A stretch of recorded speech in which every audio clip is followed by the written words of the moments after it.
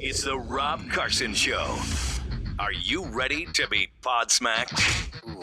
Now, here's Rob Carson. Episode number 93 of the Carson Show podcast. We are going to do a special 100th episode. Don't know exactly what to do. It's going to happen next week, though. I want to thank you guys for listening, and it's growing, right? It is growing. It's hard to believe that I started the podcast, I believe, late December and early January, and had to learn about podcasting, had to learn how to post your podcast, how to do video podcasts, all of this. I'm so grateful that this opportunity came my way. I really am. And I've had a chance to meet a lot of other podcasters, at least online, and talk to them. It is remarkable when you can learn something, even when you're 50 years old. You can learn and reinvent yourself. I hope you enjoy listening to the podcast, and I hope that by doing the podcast on so many different levels, and there are a whole bunch of things we're doing. The podcast being, and I don't know where you're listening to it today, but it's available on iTunes, on iHeartRadio, SoundCloud, Patreon.com. It's going to be very soon on Google Play. All of these things that I didn't even know existed a few months ago. On Facebook Live with 2 cameras and guests in the studio with YouTube, got a YouTube channel as well. So all of this has just been an enormous blessing. And if you wouldn't mind, will you share with others? Because now I need to focus on getting downloads and people enjoying the experience and sharing the experience with others. So I think if you find the show entertaining, if you find it informative, will you please consider sharing the Rob Carson Show with others? I'm being approached by some sponsors. These are mostly from Kansas City area because that's where I live now. But we're working on some possible Maryland sponsors as well because I lived in Maryland for a decade and I deeply love Maryland. Not crazy about the governance, although I do like the new governor. He's been there a couple of years. Larry Hogan, I think he's doing a hell of a nice job, and he's made Maryland a much better place to live. I really, really, really believe that. So we have a line of politically incorrect swag that is available. It is on teepublic.com, teepublic.com. Just look for conservatees with a T-E-E-S on the end. Some really cool stuff. And I know Mom's Day is just around the corner. I'm recording this on the 11th, which is Thursday, but definitely consider Father's Day. There's some stuff there Dad will love if Dad is even remotely politically active or at least consumes political media. And it's not all political as well. There's other stuff as well. I want to thank our sponsor, which is Grass Monsters KC. Andrew Cook has a wonderful store for self-propelled mowers that are American-made and are just badass, okay? You've got the Hustler mower, which is made in Kansas. It is black and gold. If you're a Steelers fan, you'd love to have one of these. And the Dixie Chopper, these are made in Indiana. They've got a variety of different models. I have a Silver Eagle in the garage. It's spectacular. Almost 30 horsepower, 60-inch deck, and it just makes mowing effortless, whether you have a lawn or you're mowing your church lawn or you have a lot of acreage or you have a commercial mowing circuit. These things are built like you wouldn't believe, and they can take a lot of punishment, and they do a great job. Again, just go to grassmonsterskc.com, grassmonsterskc.com. If you talk to someone there, tell them you heard Rob Carson talking about him, will you? Okay.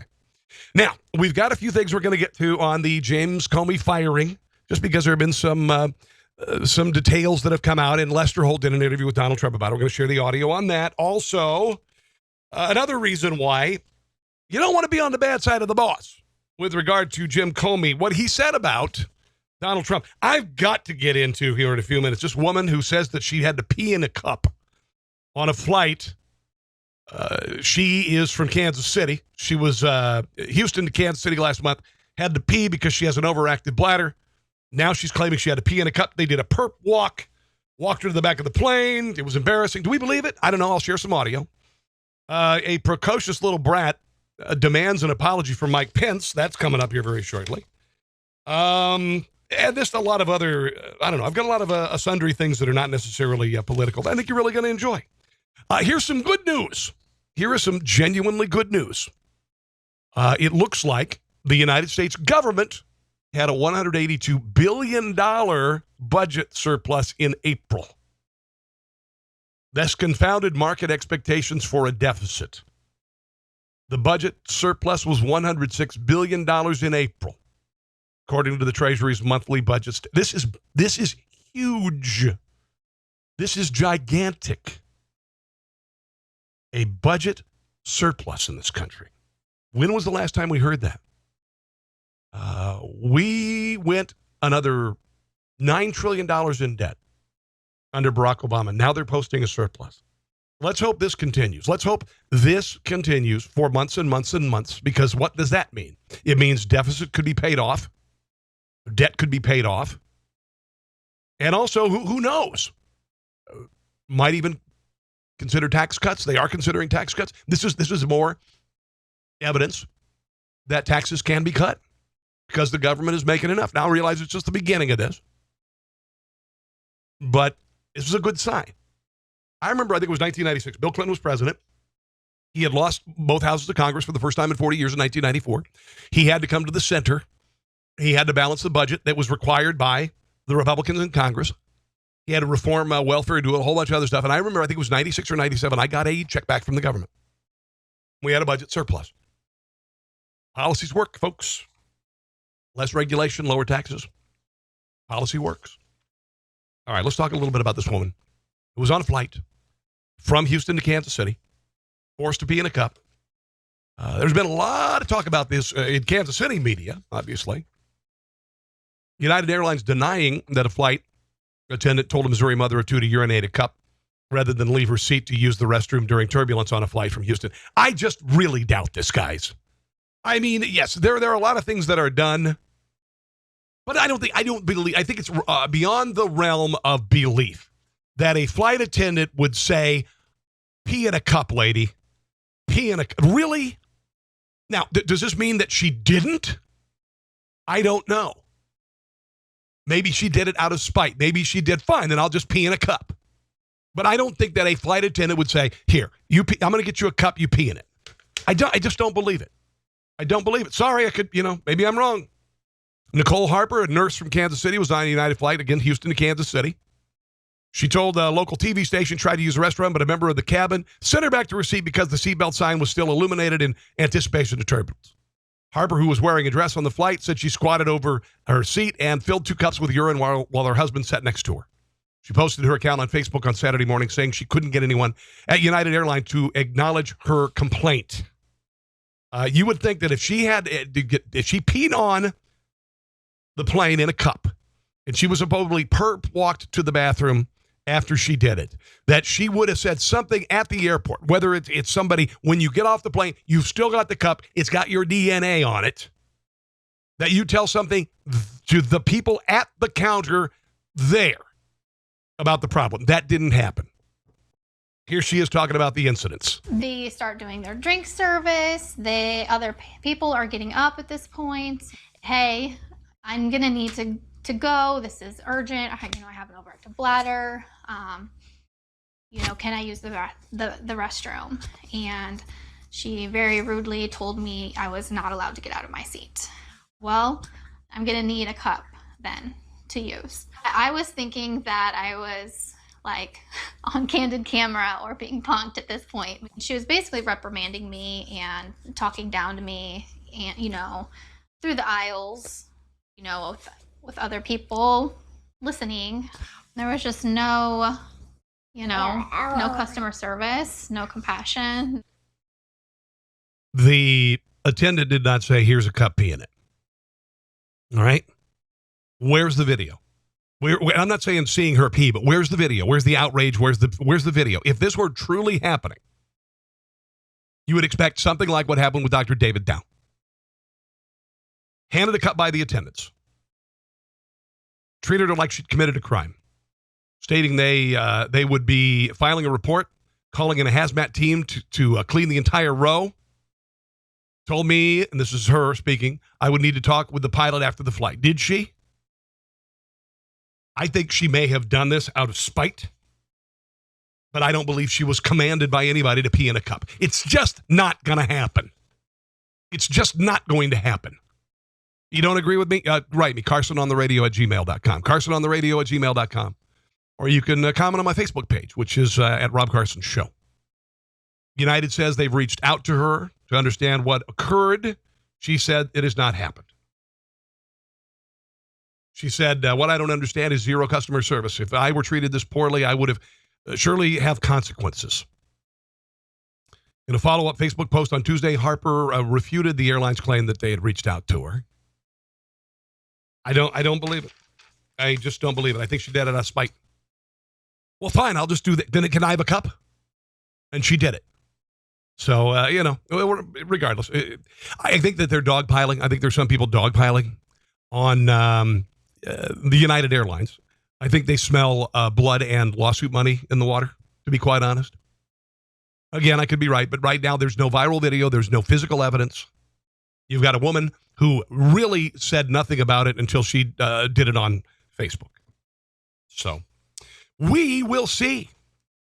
This precocious little brat was on stage. Vice President Mike Pence and his wife, along with Ivanka Trump and National Security Advisor H.R. McMaster, played host to military families at the White House. The Pence family let in a bunch of kids, and some of them were standing on stage. And these are kids of soldiers, right? Kids of service members. So at the very end, he goes, "God bless these wonderful kids," and he extended his right arm very close to the kid's face. Now, I saw the video of this young boy, and he claims that he was hit. He wasn't hit. The kid was standing about elbow height, and Pence pointed in front of him, and the kid backed up and didn't hit the president or the vice president didn't hit the kid. However, this precocious little brat demanded an apology of the vice president. And God bless these wonderful kids who did such a great job today. So thank you all very much. Thank you. Oh, I'm so glad. You owe me an apology. Owe me an apology. Oh, I'm very sorry. I didn't mean to talk. Okay, so there you go. Kids demanding a I would be embarrassed. Honestly, as a parent, if I were a parent of that kid, I'd be damned embarrassed, to be quite honest. This kid doesn't understand authority. The kid wasn't hit in the face. Okay, it didn't happen. Just a precocious little brat. Just a precocious little brat. Okay, some other things in the news.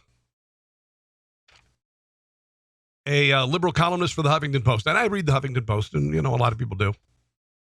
There was a column by a guy named Justin Comey, or Kermey, doesn't understand the Second Amendment. The piece is called "A Revision on the Bill of Rights, Part 3. The Second Amendment certainly gives Americans the right to carry and have does not give the right to carry and have a stockpile of guns. Okay? He quotes I'm quoting him. "The main problem with the notion of self-defense is it imposes on justice for everyone has the right to a fair trial. Therefore, using a firearm to defend oneself is not legal because if the attacker is killed, he or she is devoid of his or her rights." So this guy is saying that if you kill someone in self-defense, you have denied that person due process. Okay? In the same paragraph, he jumps into mental capacity as a major factor in deciding if one has the right to have a gun. Now, I've said this before. There are a variety of ways that I think that people on the left would like you to deny you having a gun. All right? One of them is, I'm sure, probably depression, some sort of mental illness, whatever. And then I think it segues into things that if you believe, people think you're crazy. All right? Right now on college campuses, if you don't say what is popular, it's called hate speech. All right? What about if you believe in a 230-year-old document that provides a basis for present-day law? And if somebody decides that's crazy, somebody decides that women should have to carry a baby to term and not abort the baby. I know it's an extreme thing, but there's a slippery slope, and I think there are a lot of ways that somebody could say you do not have the mental capacity to own a firearm. He says there are two reasons for ensuring mental capacity, Kermey argues. First, one of the 5 aims is to ensure domestic tranquility, and there can be no tranquility if one does not have the capacity. Second, if one's brain is distorting his or her reality, they do not have the proper reasoning and deduction skills to use a firearm. Well, clearly this guy shouldn't have a firearm. Kermey goes on to argue against gun ownership in general. A gun for civilians is a weapon for a revolution and not for ordinary use. What about if the revolution is coming from the people? And what about that? What about if the people need to defend themselves against the government? The belief that a gun is a useful tool to protect one is counterproductive because guns get into the hands of people who use them for horrible reasons. Yeah, knives do too, and baseball bats. You might want to mention that. Just knives and baseball bats. A little bit of that. A little bit of that. All right, let's talk a little bit about what's happening in Washington with the firing of Jim Comey as the FBI director. This is day number 2 of the scandal, and we'll forget about it in the weeks coming. Right now, there are a lot of Democrats who are caterwauling about it. They want Donald Trump to resign. Oh, I've got some precious audio. I'm going to share with you in just a moment. I'm going to share Keith Olberman. Nobody wants to hire him because he's an a-hole, right? He's claiming that Donald Trump was an influence in not getting him hired at CNN. He mentioned that online earlier this week. No, it's just you're an insufferable a-hole that nobody really likes to watch. That's really what it's all about. The guy is, honestly, and I listened to this entire diatribe, about 10 minutes long online, and I'm going to play some of the audio from it. You're going to want to throw up a little bit in your mouth, but you've got to just appreciate the melodrama of this guy's diatribe. I'll share that in a minute, but we got a couple other things I want to get to real quick. The many reasons why Donald Trump fired Jim Comey. It wasn't because Jim Comey was getting close to Donald Trump with regard to the investigation of the Russians colluding with the Trump team to throw the election. All right? And I'm going to play a couple sound bites from an interview with Lester Holt here in just a second. FBI Director James Comey reportedly told associates in March President Trump was crazy for suggesting former President Obama had wiretapped him. His team was incidentally surveilled, by the way. Comey also called the president outside the realm of normal, according to a report from the New York Times on Wednesday. The Times said that in return, Trump was furious when Comey publicly refused to back his claims that he was wiretapped during the 2016 campaign before the House Intelligence Committee in March. Trump reportedly became increasingly angered by Comey's remarks in the weeks after the March hearing and began discussing his possible firing. Comey reportedly, though, told associates that he thought Trump was unlikely to fire him, believing his removal would make people revisit how he handled the probe into Hillary Clinton's email server, and particularly the announcements days before the election that they were reopening the investigation. Comey thought that treating his decisions as wrong would call into question Trump's election victory. Now, this is when you get fired. When you start basically saying you're unfireable, when you start dissing the boss, when you least expect to be fired, that's when you get fired. That's what happened with Jim Comey. And Donald Trump, and I am starting to hear those surrounding him, are saying that Donald Trump wanted to fire him for quite a while. And I think basically he needed, with any time, you when you're going to fire somebody, you generally have to work through HR. You have to have some sort of you can't just fire somebody on a whim because you don't like them, although I'm sure that happens all the time.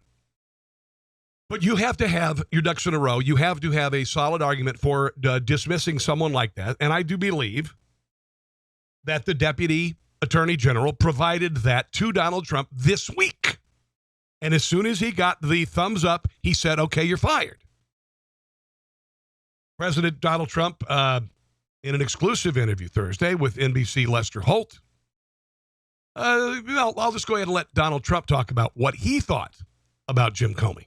He's a showboat. He's a grandstander. The FBI has been in turmoil. You know that. I know that. Everybody knows that. You take a look at the FBI a year ago. It was in virtual turmoil less than a year ago. It hasn't recovered from that. Monday, you met with the Deputy Attorney General, Rod Rosenstein. Right. Did you ask for a recommendation? What I did is I was going to fire Comey. My decision. It was not. You had made the decision before they came in the room. I was going to fire Comey. There's no good time to do it, by the way.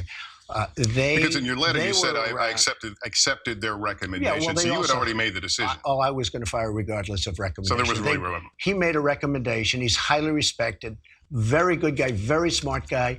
The Democrats like him. The Republicans like him. He made a recommendation. But regardless of recommendation, I was going to fire Comey. But he did it to add credibility to the firing. He waited for for Rod Rosenstein to give him the ammunition he needed to pull the trigger. That wasn't good enough for Democrats and also the left-leaning media. They immediately went into conspiracy mode. And when you hear Keith Olberman about this, it is honestly, he deserves an acting award for it. Now, Donald Trump, in his letter to Jim Comey firing him, acknowledged that Jim Comey had told him 3 times Donald Trump was not under investigation. Here's Holt covering that. Your termination letter to Mr. Comey, you write, I greatly appreciate you informing me on 3 separate occasions that I am not under investigation. Why did you put that in there? Because he told me that. I mean, he told me He that. told you weren't under investigation with regard to the Russia investigation? I've heard that from others. I think. Was it in a phone call? Did you meet face to face? I had a dinner with him. He wanted to have dinner because he wanted to stay on. We had a very nice dinner at the White House very early on. A dinner was arranged. I think he asked for the dinner. And he wanted to stay on as the FBI head. And I said, I'll consider. We'll see what happens. But we had a very nice dinner. And at that time, he told me, you are not under investigation, which I knew anyway. That was one meeting. What was it? First of all, when you're under investigation, you're giving all sorts of documents and everything. I knew I wasn't under. And I heard it was stated at the committee, at some committee level, that I wasn't. Number one. So that didn't come directly then from during him. a phone call, he said it. And then during another phone call, he said it. So Okay, so what was happening was the FBI was surveilling the Trump campaign. Barack Obama, Susan Rice, they knew exactly what was going on. They were surveilling under the guise of incidental surveillance what was going on in the Trump campaign. If there had been any real collusion between the Russian government and Donald Trump with regard to throwing the election, it would have been revealed before the election. And it would have thrown the election. And Donald Trump would have lost. If anything had been found, and there's been plenty of time to find out, if anything had been found, it would have already been here now. Donald Trump was going to fire Jim Comey. He waited for Deputy Attorney General to offer a recommendation. You got to have your T's crossed and your I's dotted. It's like HR. HR, when you're going to get fired, HR has gathered a file on you with reasons why they can let you go. Now, in radio, you can be fired for any reason. I was just let go from a radio station in November. It wasn't because of insubordination. It wasn't because of bad ratings. It wasn't because of people not listening to the show for long times every week. And those were great. I won't tell you what the reason was, but it wasn't my fault. It wasn't my deal. But, whatever. I'm glad it happened. And nothing against the radio station. I'm glad because that's why I'm doing this for a living. That's why I really love doing this. But that said, you got to get the recommendation from HR. You've got to have the ammunition if it backfires on you, or if somebody says, I was harassed or whatever, you can say, no, you weren't. Basically, what the Deputy Attorney General did was confirm what Trump already knew. He was a showboat. He was out of line with regard to Hillary Clinton's email investigation and public announcing it and announcing that there'd be no indictment, then coming back and reopening the case. It was not right. It could have been handled in peace and quiet, and it pissed off both Republicans and Democrats. Democrats are mad about it now, even though they said they had no confidence in him. Donald Trump said he had confidence in him, had dinner with him, and the whole deal. That's how bosses operate, folks. That's how it operates. You never show your cards with regard to someone's dismissal. You never show your cards before.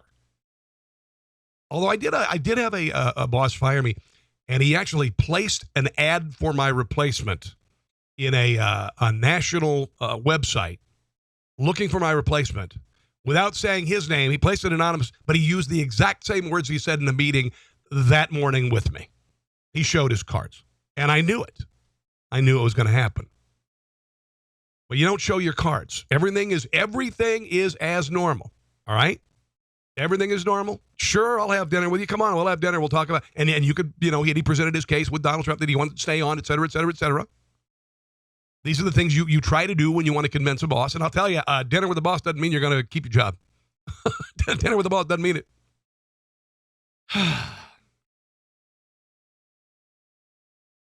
Keith Olberman. This is breathlessly.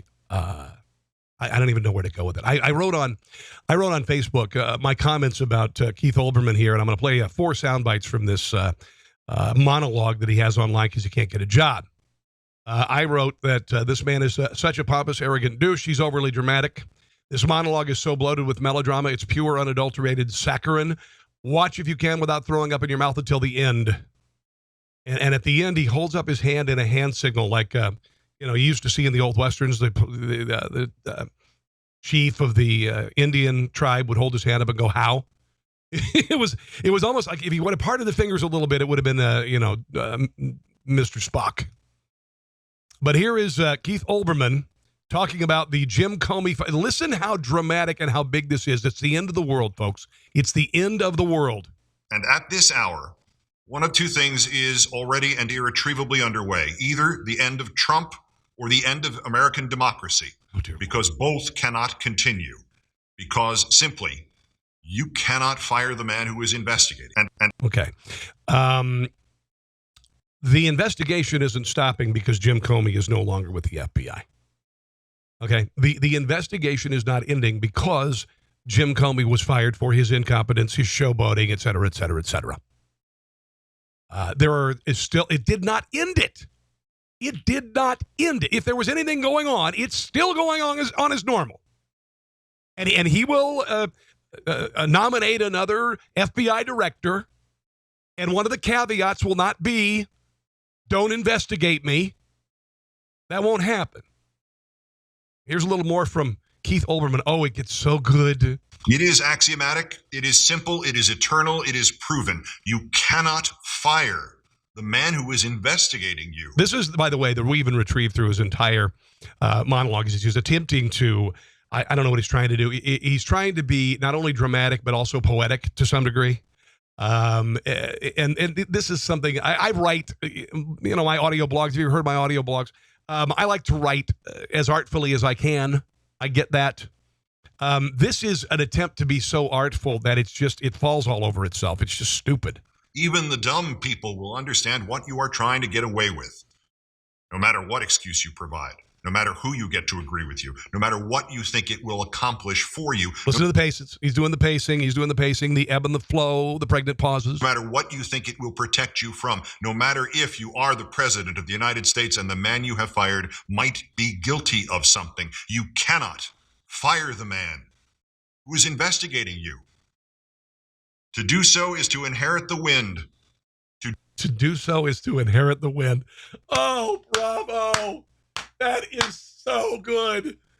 Do so is to immediately and irreversibly take whatever problems you face, whatever investigations you have to suffer, whatever crimes you may or may not have already committed, and to magnify and multiply them by a number so large it almost cannot be counted. That's falderall. That's meaningless. Just honestly. Donald Trump should be impeached as president today for this one act. No rush. On the basis of what? On the basis of what? Do you have any proof whatsoever that Donald Trump fired him because of the investigation? Because if that's the case, then the investigation must have stopped immediately, right? The investigation must have stopped immediately for this to be an impeachable offense. And collusion needs now to be proved. No financial records need to be assayed. No Michael Flynn, no Carter Page. Assayed. That's a word I haven't heard before. No Paul Manafort, no Ambassador Kislyak, no Steele dossier, no Trump tapes, no Eric Trump tapes, no Pence tapes, no hacking, no sanity. Did he say no pants tapes? Oh, no, that's Bill Clinton. Never mind. Hearing no $100 million golf course dollars from Russia, no last... What? The $100 million went to Hillary Clinton's foundation from Russia for uranium rights, you dumbass. ...minute Comey requests for a larger Russian investigation budget. You cannot fire the man who is investigating you. Yeah, he said it again. Drink! He said it again. Drink! Oh, this is the denouement of the entire rave. Basically implying that Donald Trump is not only a lawbreaker, not only is he someone who should be impeached, but he's pure evil.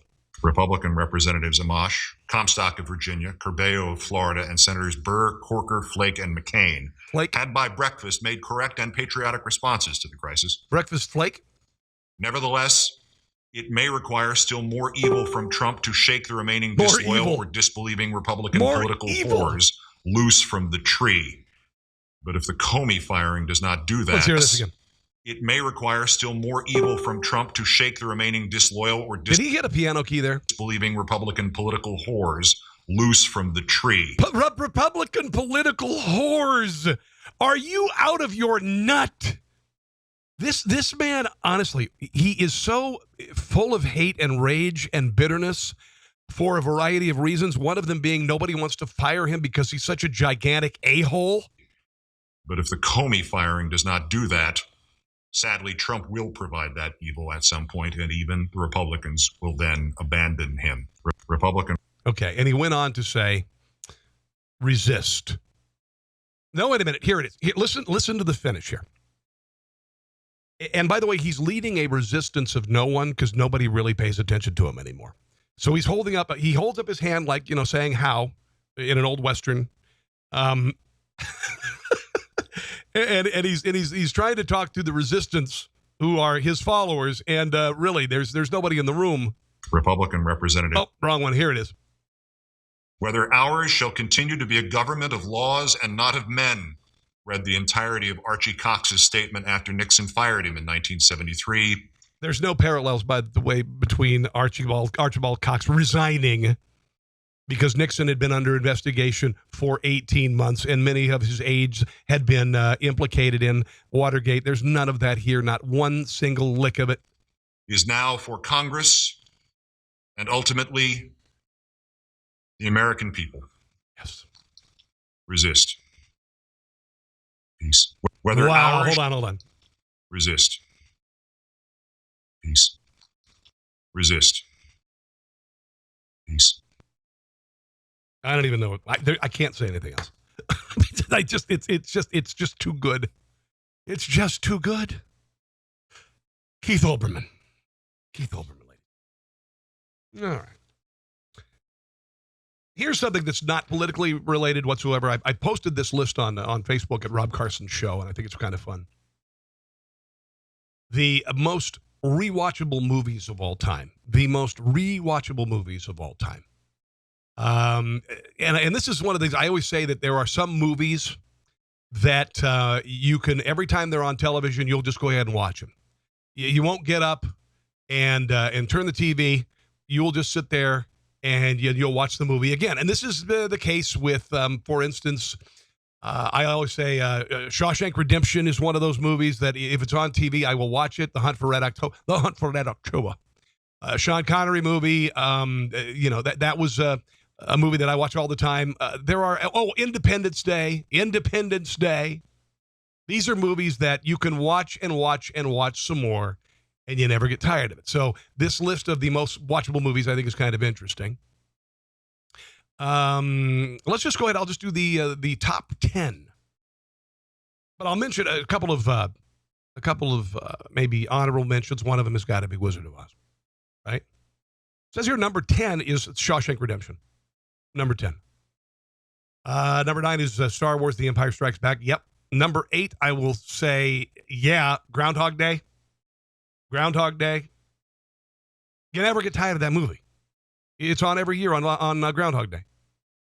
Never get tired of it. Die Hard, number 7. Yeah, that's one you go to. And just the first one's the best. Raiders of the Lost Ark. Kaboom. Princess Bride. Shia. Jurassic Park. I'm kind of tired of it, actually. Star Wars: A New Hope. Not sure which one that is. That's number 3. Number 2 is Back to the Future. And the number 1 of all time is Forrest Gump. Who Framed Roger Rabbit is number 980 on the list. I like that movie. I watch it a lot. Some movies you just like to watch a lot. I don't like to wrap things up on a negative note, but there's a story out of Kansas City of a little boy who was tortured for years by his father and stepmother. And it is a horrific story. And I've posted online many stories about this and have gotten huge comments and reached a lot of people. Adrian Jones is the little boy, 7-year-old boy, was beaten by his evil father and stepmother. They had even taken pictures. Some of the pictures have been published. This little boy was forced to stand in the up to his neck in the cold, putrid water of a swimming pool that had not been cleaned for hours at a time. I'm not going to get into it. But Adrian Jones told a Missouri Social Services worker that he was being beaten by his father and stepmother in 2013, 2 years before they tortured him to death. Okay? This little boy was kept in a shower with plywood in front of it, no toys, no childhood. Can you imagine this? This destroys me. This destroys me.